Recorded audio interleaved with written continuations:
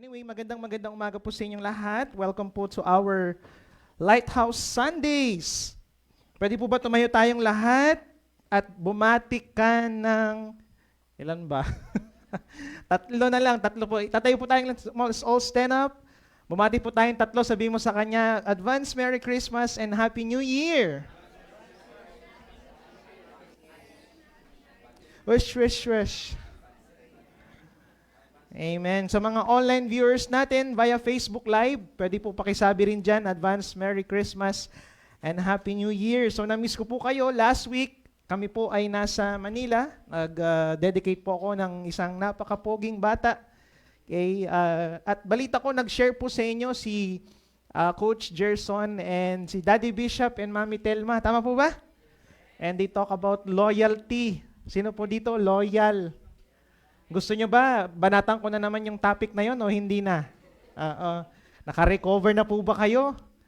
Okay na ata si Daniel Padilla, no? At si ano. So, okay na yon, okay na. Gerson, painamo nga ng konti. Amen. Thank you, Jesus. So, today po, no, since malapit na pong magpasko, malapit na po ang... Meron po ba dito sa inyo na i-prepare nyo na po yung pagkain nyo this Christmas? Nasa ref na po yung mga greyhounds. Ano ba yung mga pagkain natin? Mga spaghetti, may sauce na kayo, di ba? Ipapainit na lang, no? Anyway, tuwing sasapit po ang buwan ng Disyembre, syempre automatic sineselebrate po natin ng mundo o ng buong mundo ang tinatawag nating Christmas. Okay? At sa Christmas, we celebrate the birth of our Savior Jesus Christ. Amen? So, historically naman po, no, para po sa kaalaman ng lahat, hindi naman po talaga December ang kapanganakan ni Christ. So, pero hindi naman malaking deal sa atin yon since nakasanayan na natin ginagawa. So, it's okay. Sabi mo, okay lang yon. Hindi naman po tayo masamang tao pag sineselebrate ang Christmas. Pero, isa po sa alam natin patungkol sa Christmas, hindi ko alam kung meron din po kayo sa mga bahay nyo. Di ba gumagawa tayo ng, anong tawag sa ganun? Yung, okay, may Mary, may Joseph. Anong tawag sa ganun? May mga Belen tayo. Tama po ba?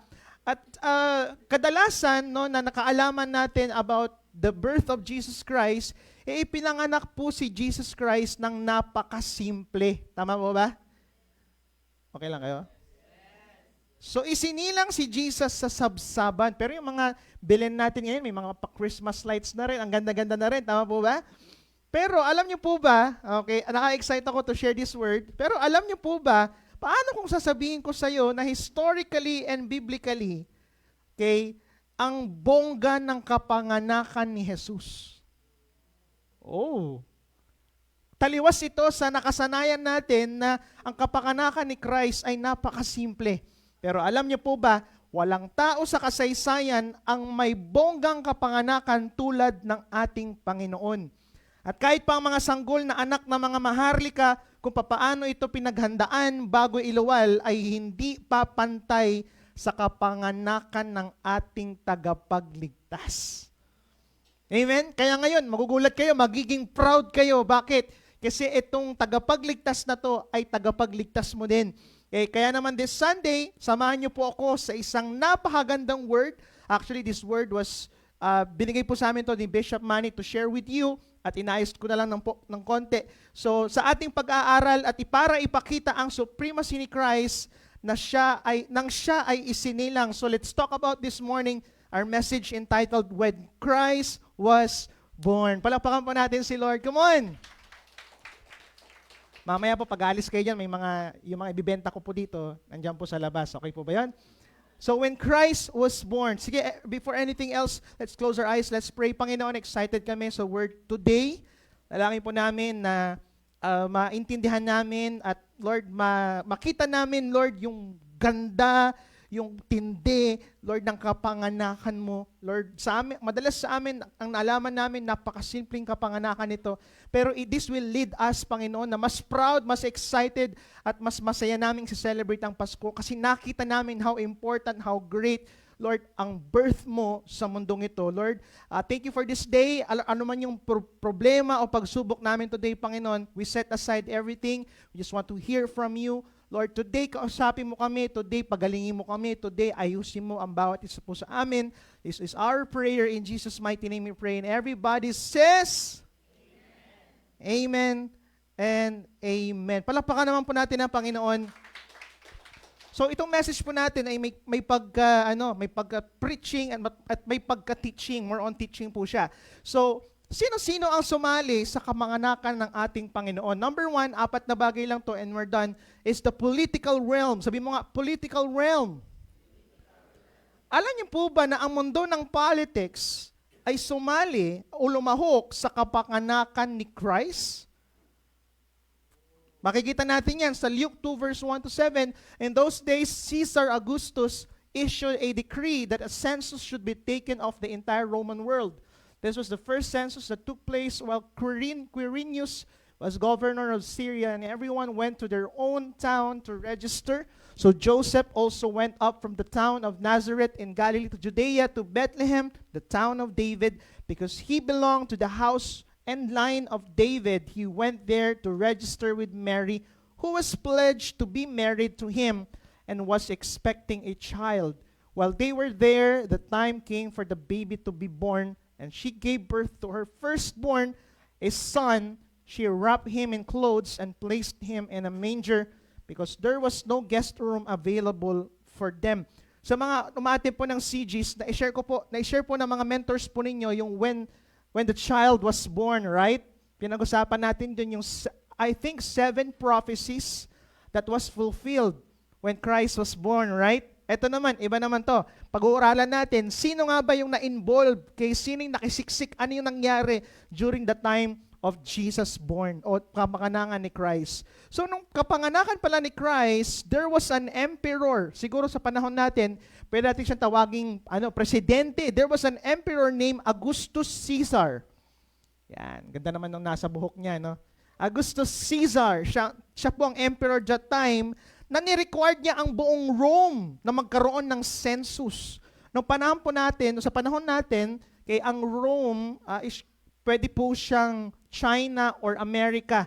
Sila po yung mga pinakamalalakas around the world. So nagkaroon sila ng census. Okay, na tinawag po siyang Census of Augustus. Okay po ba yun? Ayon sa kwento, kailangan umuwi ng bawat tao sa kanyang bayan at doon sila magpapasensus. Di ba ngayon, anong tawag po sa ganun sa atin yan?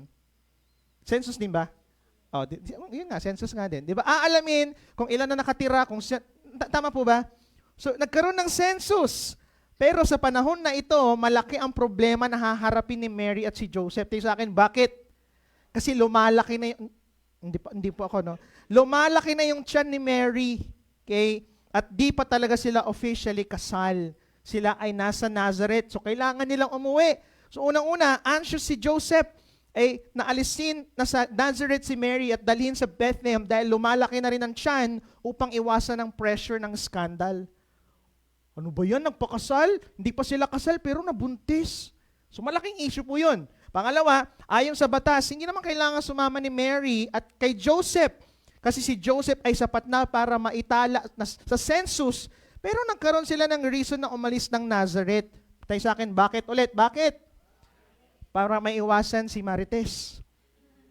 Nung nagpa-census siya, biglang nabuntis.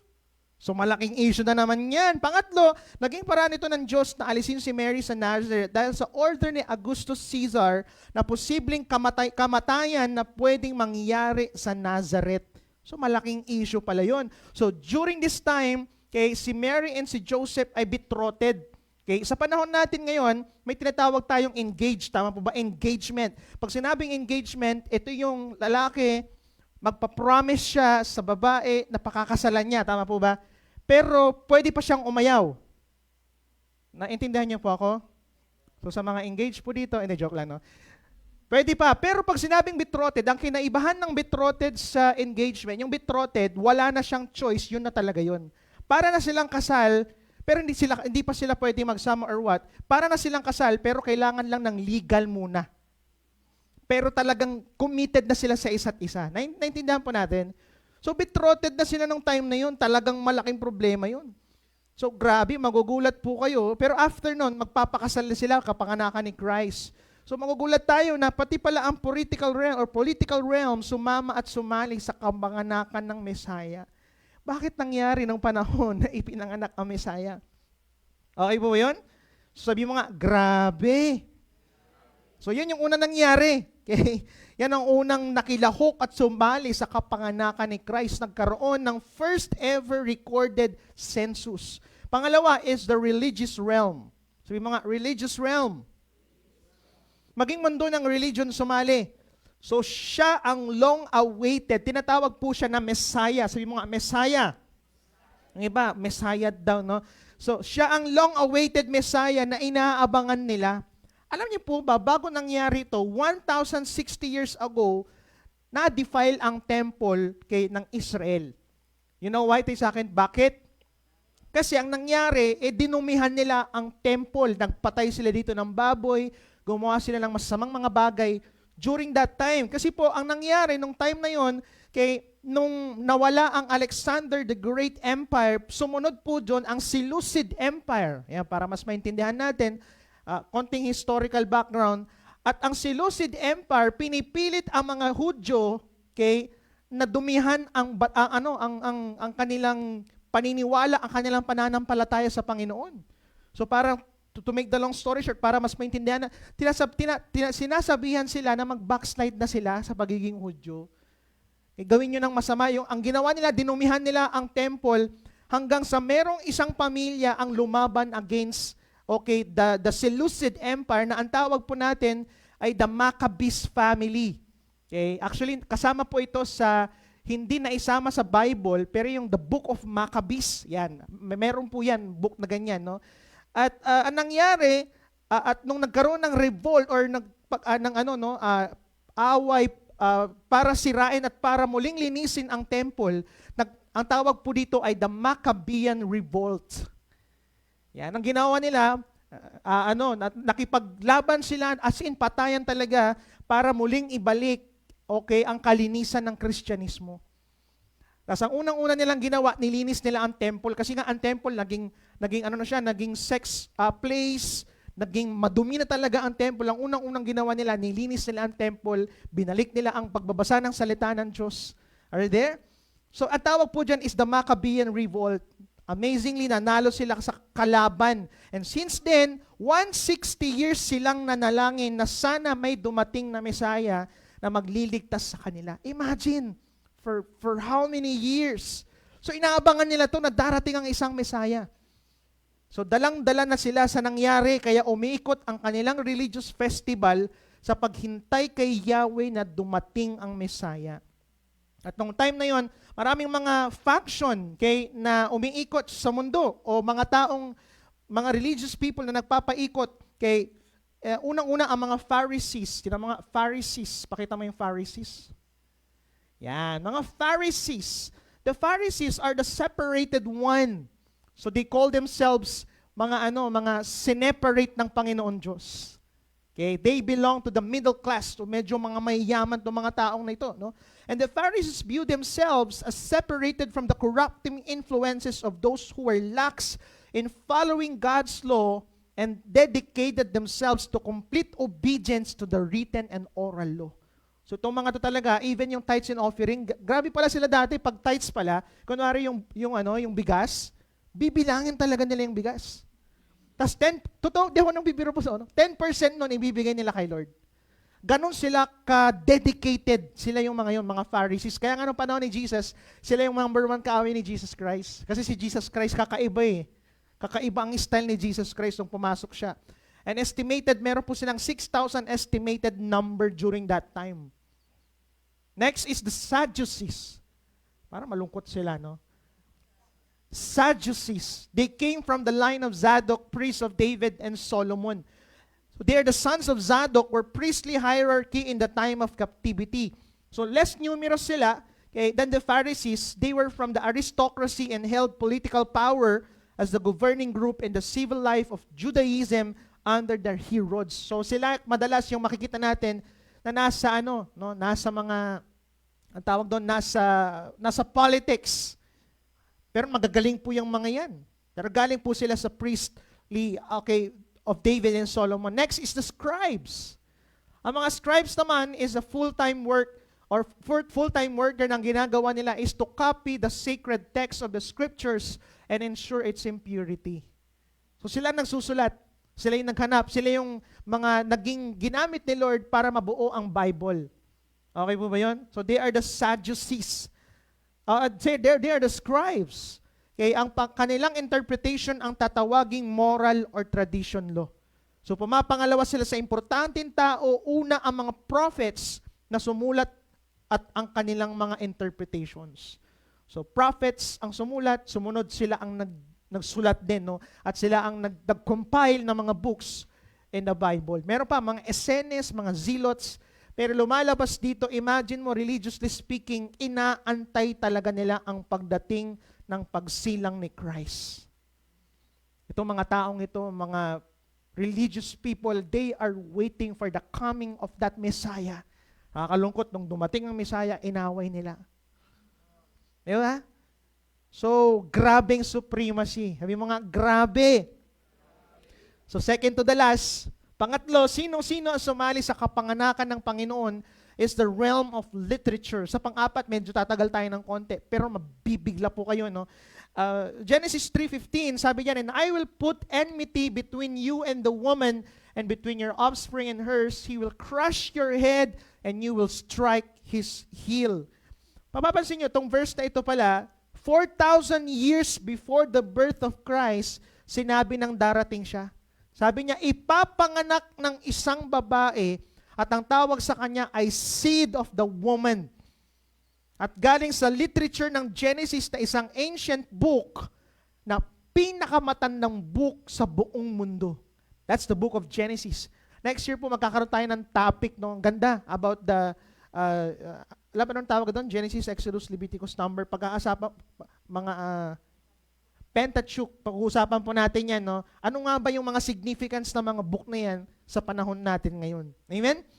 So, kaya nga magugulat po kayo, sabi sa Isaiah 7:14, pagkatapos, 4,000 years ago, nagkaroon ng prophecy, darating ang isang Messiah, manganganak ang isang babae.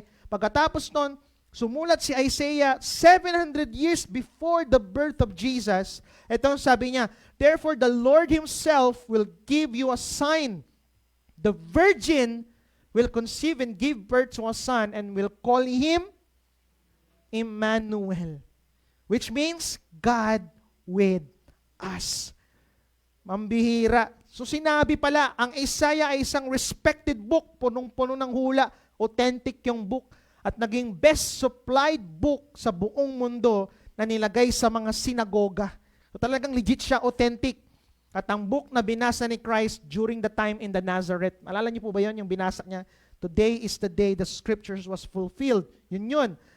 Kaya nga sabi sa Isaiah 9:6, for to us a child is born, to us son is given, the government will be on his shoulders, and he will be called Wonderful Counselor. Pala, isi-share ko po ito sa sa simbang gabi, no? Itong message na to, so please be excited. Mighty God, everlasting Father, and Prince of Peace. At last verse, sa Micah 5:2, but you, Bethlehem, eto na, magugulat ka, binabanggit kung saan siya ipapanganak.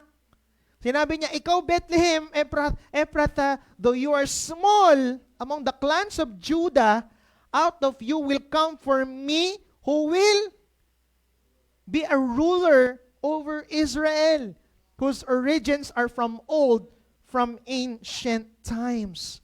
Wow! Sabi mo nga, wow! 735 years before Christ, another prophetic book was written. Ito ang malala. Sinabi na saan ipapanganak ang Messiah. Napakalinaw. Saan daw? Bethlehem. Sabi mo nga, Bethlehem. Grabe, 100 years ago, gamit ang mga pinaka-authentic, pinaka-matatanda, pinaka-magandang mga libro, isinulat ang pagdating ng isang Messiah. Magugulat ka, nagpapakita ito ng supremacy ng Panginoon even in the area of literature. Sabi mo nga, wow! And last but not the least, kay panghuli po, kay nasumali sa kapanganakan ng Panginoon, and medyo tatagal tayo dito, is the celestial realm. Saan yung celestial? Tawag yung mga heavenly realms o kalangitan. Luke 2 verse 8 to 14, pwedeng basahin natin. And there were shepherds living out in the fields nearby, keeping watch over their flocks at night. An angel of the Lord appeared to them, and the glory of the Lord shone around them, and they were terrified. Lakasan po natin, next verse.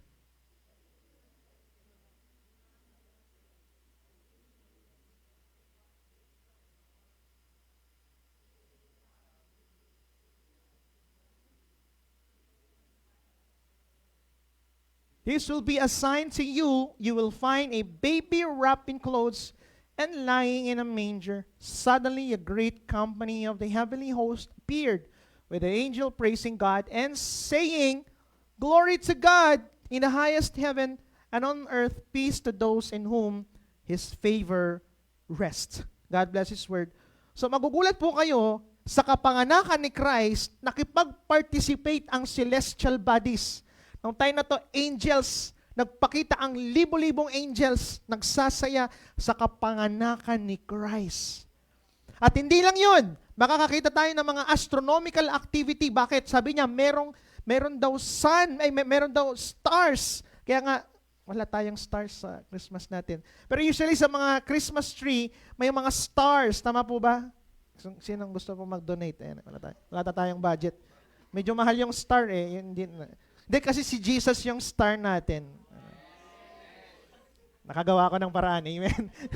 So, alam niyo po ba, alam ba ninyo na punong-puno ng astronomical activity ang birth ni Christ?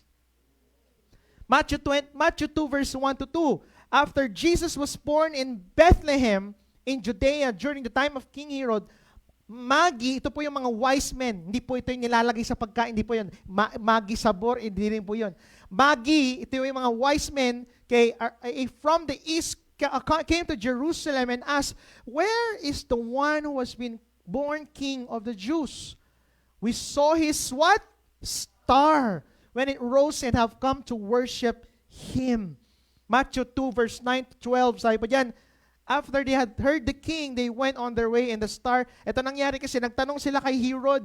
Alam niyo po ba saan dito yung pinanganak na? Wala, hindi nila nalaman. After they had heard the king, sabi niya, they went on their way and the star they had seen when it rose went ahead of them until it stopped over the place where the child was. Okay. Sige, mamaya nilang. When they saw the star, they were overjoyed. On coming to the house, they saw the child with his mother Mary, and they bowed down and worshiped him. And they opened their treasures and presented him with gifts, gold, frankincense, and myrrh. And having been warned in a dream not to go back to Herod, they returned to their country by another route. So, konting kaalaman lang po. Akala ko din dati, nung na-meet ng mga magi o wise men si Jesus Christ, Jesus was a baby, right? Yun yung nakasanayan natin. Pero alam niyo po ba, nahanap nila si Christ after 2 years.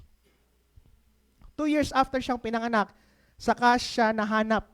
Ganong katagal nila bago nahanap si Jesus Christ. Yan, magugulat kayo, sabi diyan, the child, they saw the child, di na sinabing baby. Kanina, magugulat kayo, yung mga unang verse natin, sabi doon, makikita niyo yung baby. Pero nung time na to, nakita nila sa isang house, on coming to the house. So hindi na to yung manger. So it takes more than 2 years. Kaya ang ginawa after, nung hindi sila bumalik kay Herod, yung mga magi, ang ginawa ni Herod, pinapatay niya 2 years. 2 years old pababa, pinapatay po niya buong lugar po nila. So grabe, ang tagal pala. So konting kaalaman lang po, no? Para at least meron naman kayong ipagya. Alam mo ba, 2 years bago nahanap si Jesus Christ. Wow, good job. Galing. So, ang tanong ko po sa inyo, nakakita sila ng star, right? Ang mga magi. Ang tanong ko, anong star yung nakita nila? Ano ang nag-guide sa mga magi para makita nila ang bahay ng bata? Sabi nila, anong time na yun? Comet. Actually, it was not a comet, but it was a planet. Say sa akin, anong planet? Ayaw niyo magtanong? Ayan, anong planet? It's the planet Jupiter. Alam niyo ba, nung time na yun, kasi hindi nila alam wala pang ganong karaming kaalaman, it was a planet Jupiter. Diba? It was the planet Jupiter. At magugulat kayo, bakit Jupiter? In those days, they could not tell the difference between fixed stars or moving stars like planets. So the stars that moves are planets. So planet that moves is also stars. Ang mga planet naman, stars naman po naman yung mga yan, di ba? And you know what? ang Jupiter pala was the king of the sky. It was not only the king, but in antiquity, it was called the king of kings. At ito ang malala, Jupiter does something and it was called retrograde. Sabi mga retrograde. Ibig sabihin, ginagawa niya, moving backward and reverse po siya. Nagbabalik. Kaya pala, ang hirap nilang hinanap. Kasi madali lang sana kung naka-steady yung star. Di ba tayo pag may nakita kayong star, malapit na yung yung pupuntahan yung silaw-silaw, di ba? Pero ito, nung naghanap sila ng silaw-silaw talaga, nung inhanap nila yung lights o yung star, paikot pa, di ba? Paalis-alis. Kaya pala ang hirap nilang hinanap. For 2 years, hinanap po nila. So, ang ano pala nito ay nakakapag-create siya ng circle sa sky or halo. So, nung makita ng Magi ang star, Jupiter was creating a crown over one star. Pakita mo nga, nang tawag po ay Regulus. Next, Regulus. Yan, ang ginagawa ng Jupiter is, nagki-create siya ng crown over one star na makikita mo sa entire sky at ang star na ito ay Regulus. At ang ibig sabihin ng Regulus means little king or king star. And Jupiter, okay, ang Jupiter, ibig sabihin pala niyan is the king planet or the king of kings. Kung tawagin dito ay, at minsan tinatawag din po ang Jupiter bilang savior planet. Sabi mo nga, savior planet. Tayo sa akin, bakit? Kasi pala, madalas nitong nililigtas ang Earth sa mga malalaking comets na pwedeng sumira sa kanya. So ang ginagawa para ng Jupiter, hinihigop niya sa kanyang katawan dahil matindi ang gravity tapos itatapon niya palabas sa orbit. So instead na titira sa Earth, itatapon niya sa kawalan. So tagapagligtas pala itong planet na ito. At magugulat ka, yan ang ginawa ni Christ nung tinanggap niya sa kanyang katawan ng ating kasalanan at tinapon sa kawalan. Palakpakan naman sa Lord. Come on! So magugulat ka, naghahanap ako ng Jupiter O, di ba? Nakagawa na ako ng paraan. Pambira, kakaiba pala yung planet, kakaiba pala yung star. Amen? At ang Regulus ay nasa constellation ni Leo, which is the constellation of the king. At nakita ito, or it happens, nangyari ito nung panahon ng Tishri, okay, month ng Tishri, the Feast of Trumpets, where they were blowing the shofar to announce the birth of the king or induction of the new king. Nangyari ito nung panahon, siguro gaganon sila, no? Hindi ko alam, no? At itong stars na ito ang nagturo sa mga magi kung nasaan ang bata. Nahirapan sila kasi may chat-chat, di ba? Gumagalaw-galaw yung star. Okay, it takes them 2 years. So, anong star ulit yon? Jupiter. It's a planet pala. Pangalawa, kaya nagpapakita pala kay ang Panginoon Diyos na kanyang pagdating sa constellation. Sabi mga constellation. Naniniwala po ba kayo sa mga zodiac? Anong zodiac sign mo? Ay, yung mga ganun-ganun, tama ba? Yung mga Chinese zodiac. Ma-explain ko po ng konti yun sa inyo. Ano niyo po, isang ancient synagogue ang naghukay at nagulat sa flooring nito at nakita ang zodiac. May picture ba tayo dyan, Gerson? Ang alam ko may nilagay. Ayan. Nagulat siya habang naglilinis siya, nakakita siya ng Egyptian constellation zodiac. Okay, makikita niya ang 12 constellations, tapos sa gitna may 4 seasons at may image ng araw or ng sun. Yan po yun.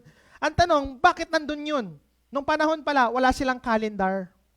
Ito ang nagsisilbing calendar nila. Ang ginagamit nilang calendar ay yung sa sky. Nagigets niyo po? Kaya magugulat kayo yung mga zodiac sign, yun. Yung, di ba, yung ano ng mga sun yun, yung mga star. So it serves as a calendar to them. Okay? Alam ba ninyo na kahit Egyptian zodiac or Chinese zodiac ay pare-pareho lang. Kaya nga sabi ng Genesis 1:14, and God said, let there be lights in the vaults. Kaya nga, Lord, thank you, lighthouse kami. Of the sky to separate the day from the night and let them serve as signs to mark sacred times and the days and the years. So, serve siya, naging sign pala siya to mark sacred times, yung mga banal na panahon na araw at taon. Kalendaryo pala siya o sign. Sign ng ano? Lights. Ano ang lights? Mga bituin. Kaya nga sabi sa Luke 21:25, there will be sign in the sun, moon, and stars.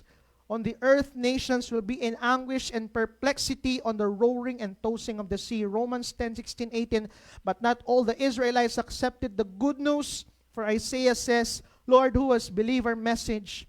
Consequently, faith comes from hearing the message, and the message is heard through the word about Christ. But I ask, did they not hear? Of course they did. Their voice has gone out into all the earth, their worlds to the end of the world. And last verse, Psalms 19:1-4. The heavens declare the glory of God. The skies proclaim the work of His hands. Day after day, they pour forth speech. Night after night, they reveal knowledge. They have no speech. They use no words. No sound is heard from them. Yet their voice goes out into all the earth, their words to the ends of the world. In the heavens, God has pitched a tent for the sun. Araw-araw nagsasalita pala ang kalangitan. Wala nga lang speech, walang salita, walang words, walang sounds. Yet ang tinig nila ay naririnig sa lupa hanggang dulo ng buong mundo. Bigyan ko kayo ng example, Scorpio. Sino pa dito Scorpio? Anong ang Scorpio? Anong buwan yun? Kunwari pa kayo Scorpio, sige, pakita mo yung Scorpio. Okay, sige, next. Yan, Scorpio. Di ba yan ang Yan ang ng Scorpio. Okay. Pero magugulat kayo, alam niyo ba na ang Scorpio, binanggit pala sa Bible yan, Genesis 3:15. Sabi niya, I will put enmity between you and the woman, and between your offspring and hers. He will crush your head, and you will strike his heel. So a man is standing, pakita mo yung picture, beneath is a Scorpio. Yung scorpion may motion and about to hit the heel.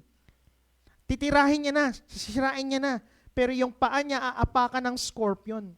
So 4,000 years before Christ, nasulat ito. Pero sinabi siya sa sky. Sinabi niya, one day darating ang isang Messiah from a woman. Next, last po is the Virgo. Yan. Meron ba dito Virgo? Yan. Virgo. Sabi sa Isaiah 7:4, therefore the Lord will give him a sign, the virgin will conceive and give birth to a son, and will call him Emmanuel. Ano yung po daw ibig sabihin ng Virgo? Kahit i-search po yan, malalabas po yan. Virgo means virgin.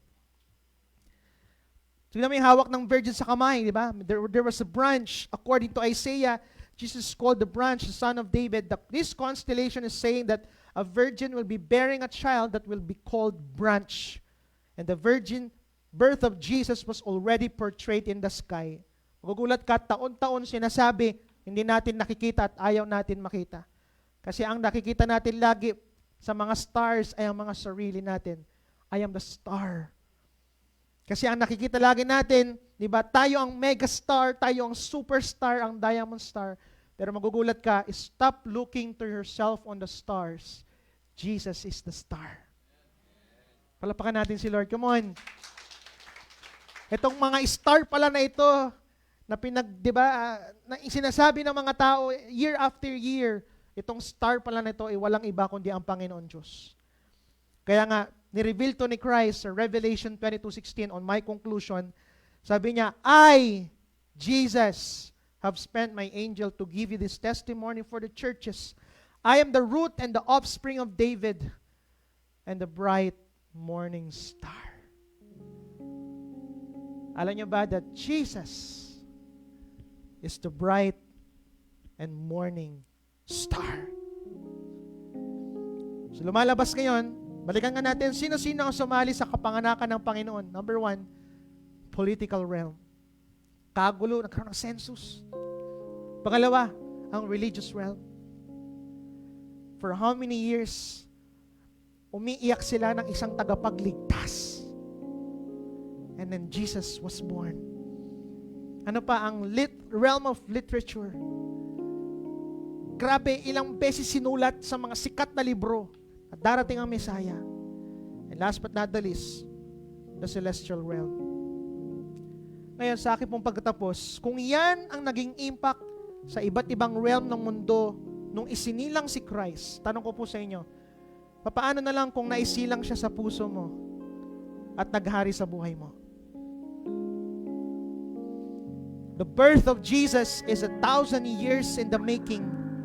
Pinagplanuhan, pinaghandaan, pagpapakita ito ng supremacy ng Diyos sa buong mundo, sa gitna ng gulo, meron siyang regalo. And that is Jesus Christ. Mga kapatid, hindi man natin aminin, pero aminado ako, may mga kanya-kanya tayong gulo sa buhay. Amen? Hindi naman talaga dapat sineselebrate, ang Christmas. Kasi hindi naman sinabi ng Bible. Pero sana ang Christmas is a reminder for us na hindi lang maglagay ng mga Christmas lights, hindi lang magkaroon ng family reunion, hindi lang magkaroon ng silaw-silaw sa bahay o kung ano man yan, kainan or celebration.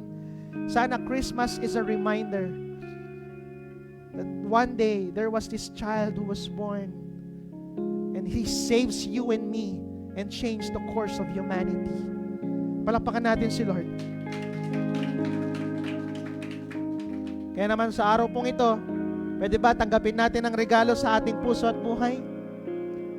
Ang dami sa inyo nag-expect ng regalo, amen? GCash, ang dami sasabi, di mo kailangan ng GCash, kailangan mo Jesus.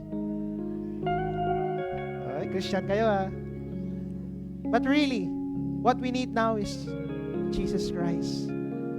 Alam mo, gawin mong star si Christ ng buhay mo this Christmas season. Kaya nga, on my conclusion, may this season reminds us that Jesus is supreme, Jesus is the star, and Jesus is the reason for this season. Palakpakan po natin si Lord. Tatayo po tayo lahat. Let's all stand up. Whew, thank you, Lord. Thank you, Jesus. Pwede ba tayong kumanta ng isang song? Yung chorus lang ng song. Pwede bang purihin natin si Lord? Wow! Whew, thank you, Lord, for this season. Thank you, Lord, for this moment. Kakaroon kami ng opportunity to celebrate your birth. An amazing birth na nagkagulo ang buong mundo. Pinaghandaan. Come on, let's worship the Lord. Holy, all creation cries.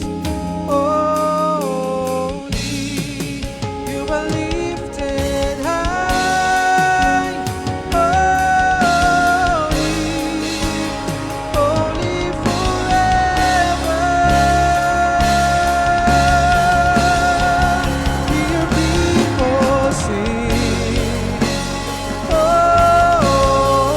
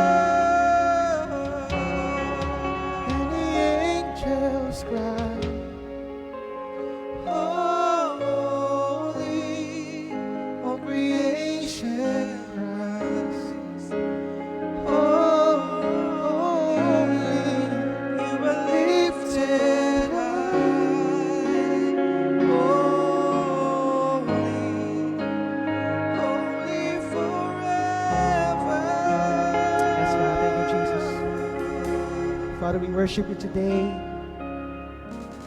We thank you for this season, God, na meron kaming opportunity at nangungusap ka, Panginoon, na nagsasabi, this season is your season. This season, Panginoon, you are the star. Hindi ito patungkol sa amin, Lord. Hindi ito patungkol sa mga bayan, pagandahan ng Christmas lights. No! Hindi ito patungkol sa regalo namin. Hindi ito patungkol sa mga bagay-bagay sa amin. Hindi ito patungkol sa mundo. Pero ang season na ito ay patungkol sa iyo. Lord, we thank you. Because for how many years, ito ay sinabi, ito ay prophesy, for how many years sinintay. But one day, sa bayan ng Bethlehem, Christ was born. And today, Lord, dalangin ko, tanggapin ka rin ang bawat isa bilang isang regalo. Pwede ba tanggapin mo si Lord ngayon bilang regalo mo? Lord, you are our greatest gift this season. Ikaw ang star ng aming Pasko. Ikaw ang star ng aming buhay. Thank you, Lord. We worship you. We honor you. Dalangin po namin, may celebrate namin ng maayos ang Paskong ito, Lord. Ito pong aming samang dalangin. In Jesus' name we pray. Amen, amen. Sige po, pinakamalakas sa palakpak sa ating Panginoon.